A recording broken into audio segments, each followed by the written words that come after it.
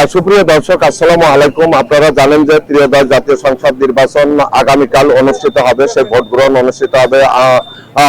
মানুষের 17 বছর প্রতীক্ষার পর এখন তরুণ এবং শ্রেণী পেশার মানুষ এই ভোট কেন্দ্রে উপস্থিত হবে। এই ভোট নিয়ে মানুষের মধ্যে এক প্রকার উৎসাহ উদ্দীপনা লক্ষ্য করা গেছে এবং এই ভোটকে সুষ্ঠু ও শান্তিপূর্ণ করতে আপনার এখানকার যে জেলা রিটার্নিং কর্মকর্তা, জেলা প্রশাসক আব্দুল আল মাসুদ, তিনি প্রশাসনকে নিয়ে দফায় দফায় তিনি মিটিং করছেন এবং প্রশাসন আপনারা দেখতে পাচ্ছেন যে যারা এই প্রত্যেকটা ভোট কেন্দ্রে তারা কিন্তু সার্বক্ষণিক ডিউটি করবে।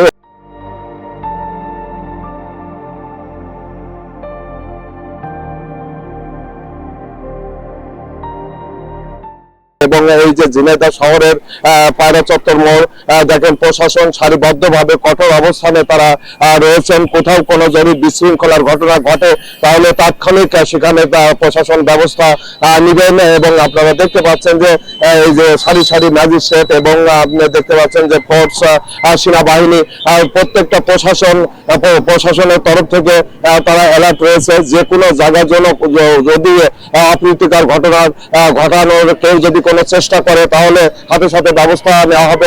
আপনারা জানেন যে ইতিমধ্যে যারা বিশৃঙ্খলা ঘটনা সৃষ্টি করার পায়তারা করেছিল, আগামীকাল তাদের 4 জনকে দণ্ড দিয়েছেন জেলা প্রশাসক এবং জেলা রিটার্নিং কর্মকর্তার উদ্যোগে তাদেরকে দণ্ড দেওয়া হয়েছে।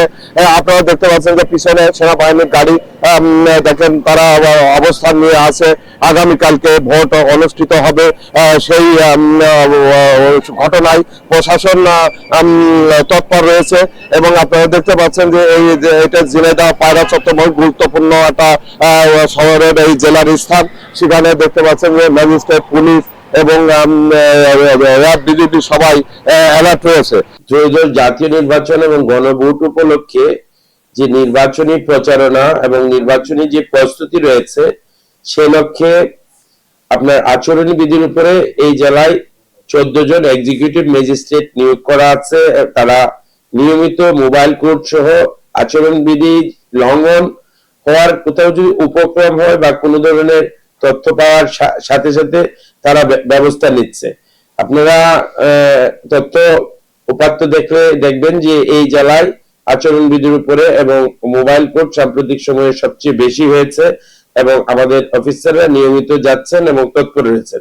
পাশাপাশি আমাদের এই জেলায় অস্ত্র উদ্ধারের লক্ষ্যে জেলা পুলিশ এবং আর্মি, বিজিবি সহ র্যাব সবাই সক্রিয় রয়েছে এবং বেশ কিছু অবৈধ অস্ত্র উদ্ধার করতে সক্ষম রয়েছে। এই সক্ষম হয়েছে। এই সক্ষমতাই তাদের প্রমাণ করে যে তারা অ্যাক্টিভ রয়েছে।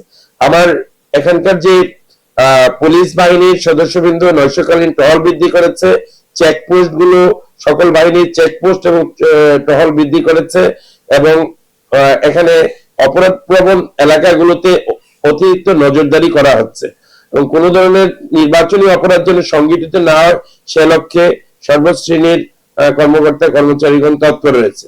পাশাপাশি আমাদের 4টি আসনে, নির্বাচনী আসনের জন্য 4 জন জুডিশিয়াল ম্যাজিস্ট্রেট রয়েছেন। তারা প্রিজাইড করেন electoral inquiry and adjudication committee. তো সেখানে প্রত্যেক ইউনিয়ন, প্রত্যেক উপজেলা নির্বাচন অফিসে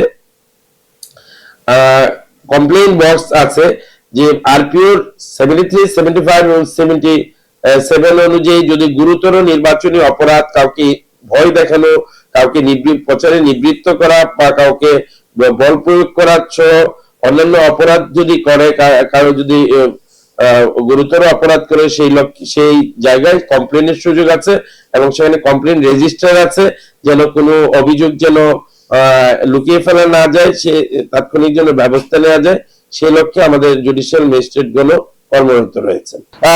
দর্শক, এই ছিল আমার কাছে ত্রয়োদশ জাতীয় সংসদ নির্বাচনের সর্বশেষ। আসসালামু আলাইকুম।